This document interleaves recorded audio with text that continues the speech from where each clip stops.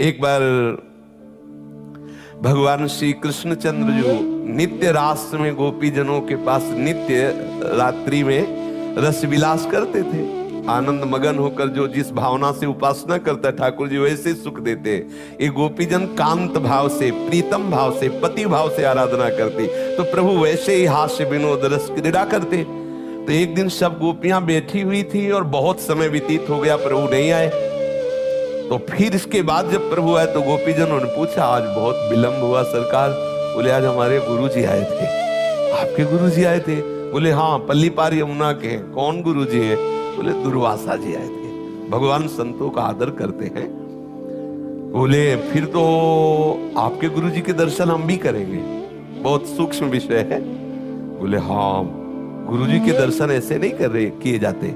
अगर गुरुजनों के पास जाया जाए तो शास्त्र में भी आता है, भले वो आप दूब लेके जाइए, दूब अंकुर, कोई पत्र, कोई फल, कोई पुष्प, लेकिन खाली हाथ गुरुदेव के चरणों के समीप न जाए, ऐसा शास्त्र आज्ञा करता है। गोपीजनों ने कहा, हम पत्र पुष्प फल क्यों ले जाएंगे, हम तो बढ़िया ले जाएंगे, गुलाब जामुन, पुआ, खीर, पूड़ी, अभी हम सब मिलकर तैयार किए। अब वहां एक दो तो थी नहीं, यूथ की यूथ, मतलब अगर पुआ पूड़ी का एक जगह स्टॉक किया जाए तो छोटे मोटे गिरिराज जी, क्योंकि संपूर्ण ब्रजवासिनी, और गुरु जी आए हैं प्रीतम के, तो खूब सब जब चली तो उनका प्रीतम, एक बात बताओ, यमुना जी बढ़ी हुई है और रात्रि का समय नाविक मिलना तो मुश्किल, और नाविक भी मिलेगा तो सुबह तक पार हो पाएंगे क्योंकि एक दो तो है नहीं। तो उनका यमुना जी से कहना, यदि श्री कृष्ण अखंड बाल ब्रह्मचारी है तो मार्ग दे दो। हंसी, क्योंकि सबको पता चला कि कैसे हास्य विनोद करते, कैसे अटखेलियां करते। गई यमुना जी से कहा कि यदि मेरे प्रीतम श्री कृष्ण अखंड बाल ब्रह्मचारी तो मार्ग दे दो।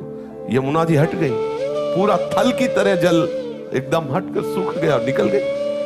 आश्चर्य हुआ, भगवान कैसी बात कर रहे हैं।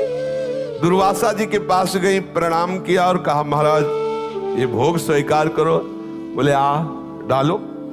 अब वो मुंह बगाड़ दिए, सब डालते, सब इतना किनका भी नहीं बचाओ, सब पहाड़ के पहाड़ और सब आ गए। प्रणाम किया, बड़े आश्चर्य में महात्मा है, शरीर हड्डी हड्डी, पेट कहीं दिखाई नहीं दे रहा, चिपका हुआ, और मनो खीर पुआ सब पा गए।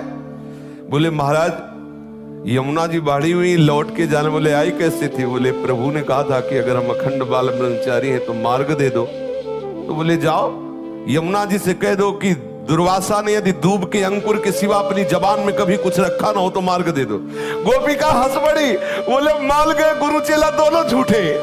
वो कहते अखंड बाल ब्रह्मचारी, अभी मनोपुआ खीर खा गए, और कह रहे दुर्वासा ने दूब का रस के सिवा और कभी कुछ आहार न किया हो तो मार्ग दे दे। गई, जाके यमुना जी से कहा कि अगर दुर्वासा जी ने कभी दुर्वांकुर के रस के सिवा को जिह्वा में न रखा हो तो आप मार्ग। यमुना जी हट गई, आश्चर्यचकित हुई और जाके प्रभु से कहा कि प्रभु आपके गुरु जी के दर्शन किए तो एक प्रश्न खड़ा हो गया, जैसे गुरु वैसे ही चेला। तो प्रभु ने कहा, ऐसा क्या? अब बोले, बाहु प्रसार परिरम्य कराल को जो रास में वर्णन है, कौन सा ऐसा रस क्रीड़ा है जो आप ना खेलते हो? स्पर्श करना, आलिंगन, चुम्बन, परिरंभन आदि सब। फिर आप ब्रह्मचारी कैसे? ब्रह्मचर्य का तो बिल्कुल अलग स्वरूप होता है। और हमारे सामने पुआ पकौड़ा, खीर और सब रसमलाई सब पा गए, और कहते दुर्वांकुर के सिवा जिह्वा में कुछ न रखा हो। तब इसी बात को प्रभु ने बताया कि जो अहम शून्य महात्मा है, जिनका अहम पूर्ण रूप से लय हो चुका है परम तत्व में, उन्होंने नहीं पाया। तुम्हारी इच्छा थी, तुमने उनको ऐसे डाल, तो पूरे सृष्टि के मुख में जैसे जा रहा है ऐसे उनके मुख में जा रहा है। वो अहम भोक्ता बन के नहीं पा रहे, इसलिए उन्होंने नहीं पाया।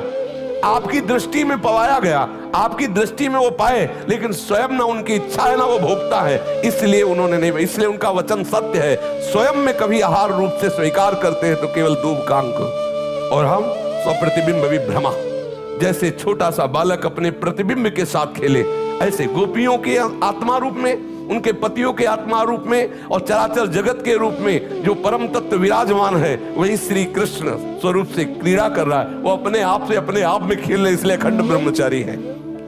स्वप्रतिबिंब विभ्रमा, जैसे छोटा सा बालक कांच के मंदिर में अपने ही प्रतिबिंब से खेलता है, ऐसे गोपी नाम च तत्पति नाम सर्वेशाम में उच्च।